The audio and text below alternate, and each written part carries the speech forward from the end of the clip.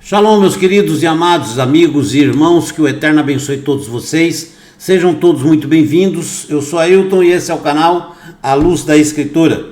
Estamos aí sempre na luta, né? Graças a Deus estou melhorando e estamos vencendo mais essa batalha. E queria falar para vocês aqui sobre um assunto importante. Eu adoro arqueologia porque uma certa vez, né?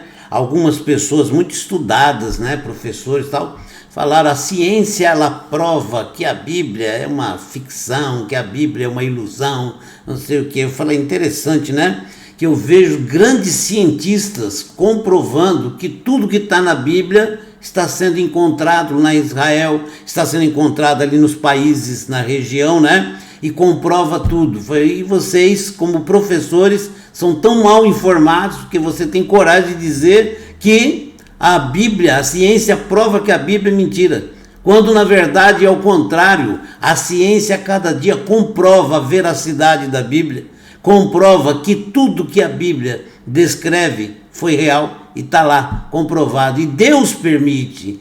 O mais interessante, o melhor, o mais lindo de tudo é que Deus permite que o cientista conteste. É assim. Inclusive no judaísmo existe a máxima: você tem que contestar, questionar. Não é descrer, né? Ah, por que isso? Como é que funciona? Mas de que jeito? Você tem que questionar, porque você está aprendendo. Então você tem que procurar questionar. Quando eu vi líderes religiosos, né, chegar e repreender pessoas, né, que chegavam e perguntavam: não, mas eu queria entender isso. Não, irmão, isso aí é para nós, os líderes, isso aí não é para vocês. Não, está errado. Tudo da Escritura é para todos. Então tem que entender. Claro que tem pessoas que vai ter muito mais dificuldade, outros pequenas dificuldades, e outros não tem dificuldade nenhuma para entender. Mas nós temos que ter paciência, porque quando você fala do amor do nosso Deus, do poder do nosso Deus, você fala de uma forma completa para todos. Tá? Então nós temos que ser francos e diretos. E a ciência é maravilhosa. Eu não tenho nada contra a ciência. A ciência é maravilhosa quando ela é utilizada da forma correta, tá? E não com o intuito, sabe, o foco de provar que eles estão tudo errado. Não. O cientista que faz isso, ele já mostra que ele não é um bom cientista, certo? O cientista tem que ir lá pegar provas da existência de tal coisa, isso, aquilo. Ele não tem que ir com o foco de provar que é tudo mentira. Quando ele faz isso, ele está se enganando. Essa que é a realidade. E o nosso Deus deixou um monte de pistas aí no mundo, né? Para a gente confirmar. E o que está acontecendo hoje, que eu achei incrível, né? É incrível, né? O tzitzit, não sei se você já ouviu falar. É as franjas, né? Que fala que Deus mandou que o povo de Israel usasse, né? As roupas com franjas. E eram fios, certo? Você já deve ter visto judeus andando na rua com aqueles cordõezinhos pendurados, as pessoas chamam de cordãozinho, né? Aquilo chama de tzitzit, tá bom? Ali tem um grande significado, né? Um outro dia eu posso até falar, mas tem um grande significado. E um dos cordões tem que ser azul, tá? O azul que era conseguido naquela época, ele era produzido por um molusco, tá bom? Hoje esse molusco, né, ele está quase que extinto, mas é muito difícil achar, né, mas parece que já estão reproduzindo, porque lógico que foi um uso muito grande, porque ele era para atingir diversos tecidos, né, fazer tingimento. Então era um produto caro e até mais do que o ouro, é um produto raro, né? Agora olha só o que aconteceu. Um avanço arqueológico, tecido verdadeiro, roxo e real, que era usado pelos nobres, que nem o sacerdote também, e pelos reis, né? Reis e rainhas, tá? Ele é real, usado pelo rei Salomão, foi descoberto no sul de Israel. Olha que beleza, a ciência comprovando que o rei Salomão existiu, e ali acharam o palácio, já acharam muitos utensílios, selos, acharam tudo. Agora acharam tecido que era utilizado pela nobreza e possivelmente do próprio rei, tá bom? O texto bíblico: deixe-os prender um cordão azul na franja em cada canto. Números capítulo 15, verso 38. Esse é o texto da Bíblia em que Deus manda usar-se esse cordão azul, né? Eu quero mostrar só para vocês a foto aqui. Desculpa porque eu não consigo ainda. Esse computador aqui é uma tristeza. É muito bom e eu não sei mexer, né? Então, eu por enquanto estou mostrando assim, tá? Só para vocês verem o tecido. Tem uma ilustração aqui do rei Davi, aqui do lado tal, e o tecido que foi um dos tecidos que foi encontrado. Olha bem.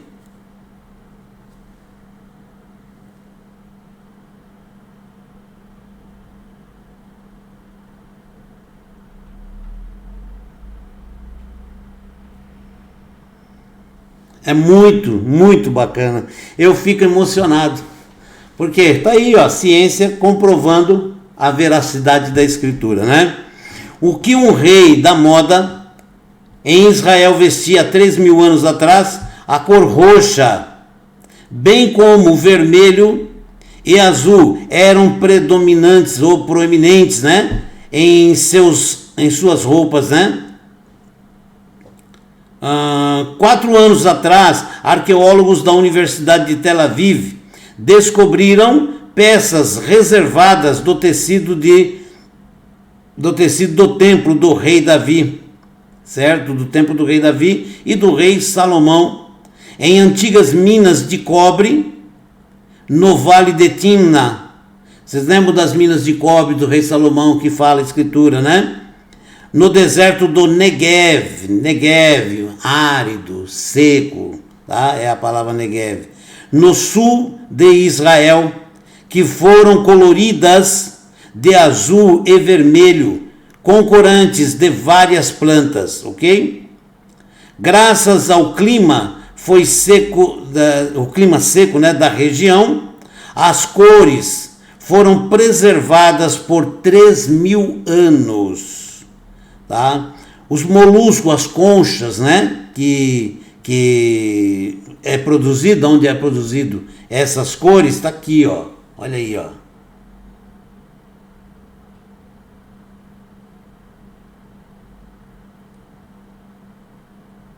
Bacana, né?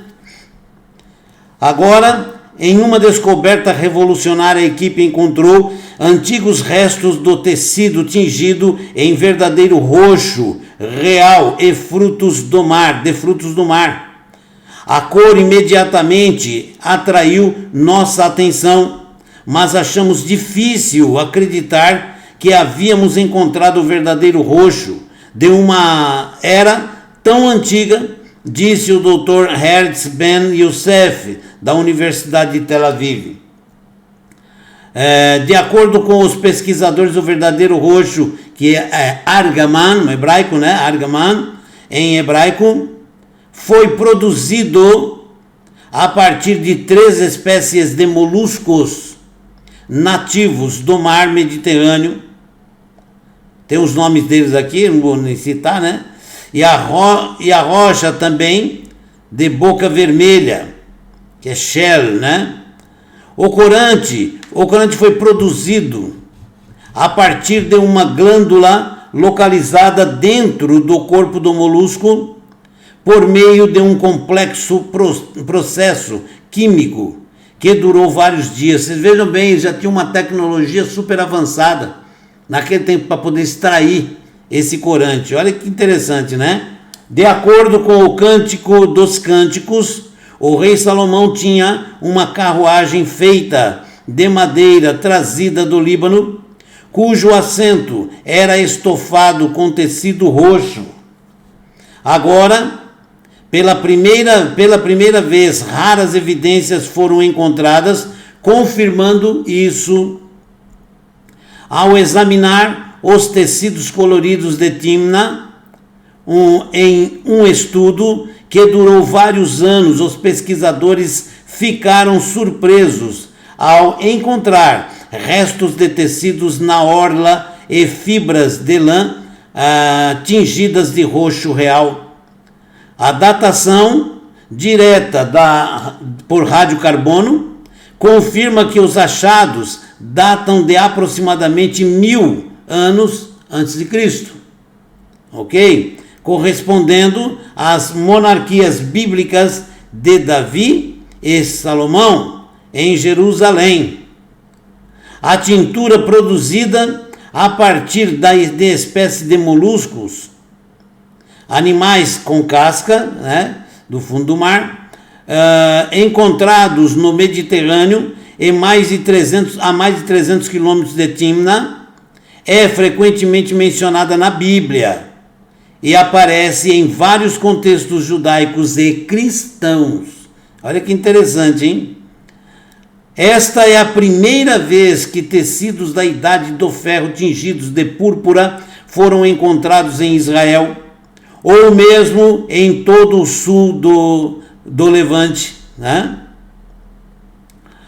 A pesquisa foi realizada pelo Dr. Naamah Sukenik, da Autoridade de Antiguidades de Israel, e Ben Youssef, do Departamento de Arqueologia e Culturas do Oriente Próximo. As descobertas inesperadas estão sendo publicadas hoje na prestigiosa revista PLOS, Public Liberty, eu não falo inglês, por favor, hein? Liberty of Science, One, ok? Talvez eu tenha errado e muito. Com o título Provas Iniciais de Testes Tingidos em Púrpura Real do Vale do Timna. É aquilo que eu falei. Por que chama real? Porque era utilizado pela realeza, por nobres, né, por pessoas ricas, apenas eram pessoas do status lá em cima, né? Isso aí tem em todo lugar, né? Esta é uma descoberta muito emocionante e importante, disse Sukenik, curador de orgânicos. Esta é a primeira peça de tecido já encontrada da época do rei Davi e rei Salomão, que é tingida com o prestigioso corante roxo. Na antiguidade, o traje púrpura era associado à nobreza, tá vendo o que eu falei? À nobreza, aos sacerdotes e, claro, à realeza. O tom deslumbrante do roxo, o fato de não desbotar e a dificuldade de produzir a tintura, que é encontrada em pequenas quantidades no corpo dos moluscos e muitas vezes custa mais do que o próprio ouro. Olha bem, hein? Custa mais do que o ouro. Tudo o torna o mais valioso dos corantes. Até a descoberta atual, tínhamos encontrado apenas resíduos de conchas, de moluscos e fragmentos de cerâmica com manchas de corante. Apenas isso, né? O que fornecia evidências da indústria roxa na Idade do Ferro. Agora, pela primeira vez, nós temos evidências diretas dos próprios tecidos tingidos, preservados por cerca de 3.000 anos. Que maravilha, né? Então está aqui que eu estou falando, a ciência comprovando a veracidade da Bíblia, porque isso aqui é uma comprovação, e da época, porque o carbono 14, né, ele identifica a época, e é comprovado então a própria época. Então nós estamos vendo uma comprovação científica da veracidade escriturística. Isso é muito bom, isso é uma maravilha. Nosso Deus é maravilhoso, né?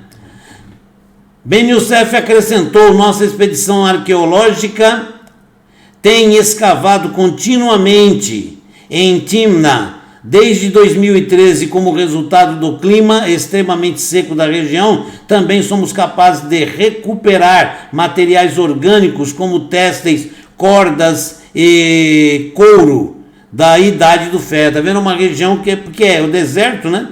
É uma região que propicia recuperar com mais facilidade, porque o clima ajuda e muito, né? Quero mostrar para vocês aqui, muito interessante, tá? Para vocês verem uma coisa aqui. Preste bem atenção. Hoje, a maioria dos estudiosos concorda que os dois corantes preciosos, roxo, que é argaman no hebraico, né? E azul claro, ou azure, que é o terrelete, tá? Terrelete em hebraico, azul claro, né? Foram produzidos a partir do molusco roxo corante, sob diferentes condições de exposição à luz. Olha bem, o que acontece? Olha como era uma coisa perfeita. O que acontece com ele, com a exposição à luz e não exposição à luz? Preste bem atenção. Quando ele é exposto à luz, o azul é obtido, ele fica azul. Então, você andando de dia com ele, ele fica azul, certo? Então, é obtido daquela luz azul, né? Sem a exposição da luz, uma tonalidade roxa é obtida. Quer dizer, se você usar a mesma roupa de dia e de noite, ela muda de cor. Durante o dia ela está azulada na luz, né? E quando chega à noite, certo? Ela vai estar roxa. Ou se você entra num ambiente sem luz, ela vai se tornar roxa. Então, tem uma tecnologia, certo? Que é considerada avançada. Eles já tinham essa tecnologia de uma forma muito natural, né? Isso é importante a gente saber, né? Essas cores são frequentemente mencionadas juntas nas fontes antigas e ambas têm significado bíblico, e simbólico também, tá? E religioso até os dias de hoje. Os sacerdotes do templo, presta atenção, estamos falando de nobreza que usava essas cores. Os sacerdotes do templo, Davi e Salomão, e também Jesus de Nazaré, são descritos, tá? Não é eu que estou falando, são descritos como tendo usado roupas coloridas de roxo, ok? Todos eles, então, usavam uma vestimenta que normalmente era para a nobreza, tá bom? Olha bem, hein? Eu vou até ler de novo que é bom, né? Os sacerdotes do templo, Davi e Salomão também, os reis, né? Jesus de Nazaré, são descritos, tá? Como tendo usado roupas coloridas de roxo. Quer dizer, tinham roupas coloridas dessa forma, tradicional, judaica, né? Então, é muito interessante saber. É importante, por quê? Porque é a ciência comprovando a veracidade da Escritura. Automaticamente, quando a ciência comprova as partes verdadeiras da Escritura, que todas são, né? Mas comprova, porque eles vão localizando coisas e é por partes, né? Quando eles comprovam, eles também comprovam que a nossa fé num Deus verdadeiro e único, a nossa fé é fundamentada, tem alicerce, e esse alicerce é sólido, tão sólido que hoje a ciência gasta bilhões pesquisando e depois eles chegam à conclusão, olha, é tudo verdade, coisa que aqueles que têm fé, que creem, que confiam, têm certeza. E a ciência só comprova a nossa confiança, comprova que realmente estamos no caminho certo. O Eterno te abençoe e te guarde, conceda paz, alegria, saúde, força, viu? Obrigado pelo carinho de todos vocês e vamos lá, seguir em frente. Falar sobre a novela Gênesis, né? Nós vamos falar algumas coisinhas aí, tá bom? Tá? Um forte abraço, que o Eterno abençoe todos vocês, hein?